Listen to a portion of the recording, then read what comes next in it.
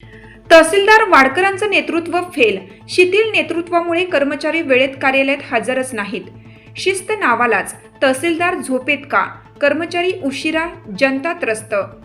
राज्यात शासकीय कर्मचाऱ्यांसाठी 5 दिवसाचा आठवडा लागू केल्याचा आनंद काही कर्मचारी इतक्या उरावर घेऊन फिरत आहेत की कार्यालयात वेळेवर येणं विसरलेच आहेत. विशेषतः देवणी तहसील कार्यालयात तर शिस्त नावालाच उरली नाही आणि यासाठी पूर्ण जबाबदारी तहसीलदार सोमनाथ वाडकर यांच्यावरच येते, असं जनतेतून स्पष्टपणे बोललं जात आहे. शासनाने सकाळी 9:15 ते संध्याकाळी 6:30 या वेळेत उपस्थित राहण्याचा आदेश जाहीर केला, पण देवणी तालुक्यातील तहसील कार्यालयात 10 जुलै 2025 रोजी सकाळी 11:15 वाजता जनसामान्यांचे कायद्याचे प्रतिनिधी पोहोचले तेव्हा अपवाद वगळता एकही अधिकारी कर्मचारी कार्यालयात उपस्थित नव्हता.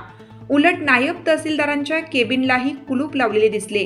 हे दृश्य GPS व गुगल व्हिडिओद्वारे चित्रित केलं गेलं आहे.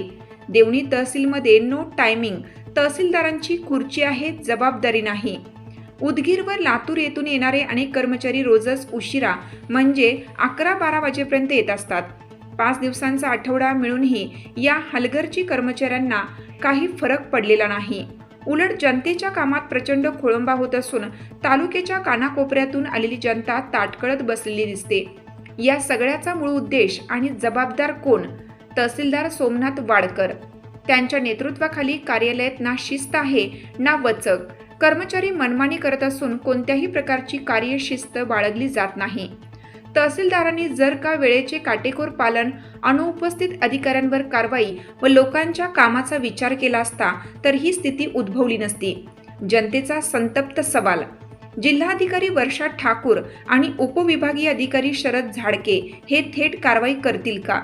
जनतेमध्ये स्पष्टपणे चर्चा सुरू आहे की हा तहसीलदार फक्त खुर्ची सांभाळत आहे की कारभार? तहसील कार्यालय हे जनतेसाठी आहे, कर्मचाऱ्यांच्या विश्रांतीसाठी नाही. आता शिस्तीचा बडगा उचलण्याची वेळ आली आहे.